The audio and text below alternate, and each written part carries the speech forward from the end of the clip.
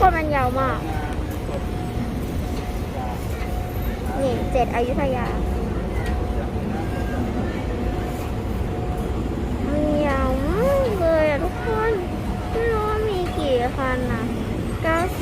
90อะไรมัน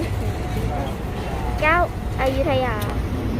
แสดงว่าอันต่อไปก็จะเป็น10อยุธยาน่าอยู่ว่าแล้วอุ้ยมีต้อง10เลย10ตู้ก็10ตู้นะไปแล้วนะคะทุกคน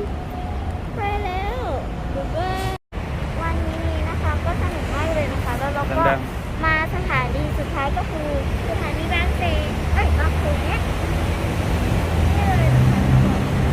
แบงค์เขต สนุกไหม สนุกค่ะ โอเค ได้ลมเย็น บ๊ายบายก่อน ๆบ๊ายบายอย่าลืมกดไลค์กดแชร์ช่องเกสเกอร์ชาแนลด้วยนะคะบ๊ายบาย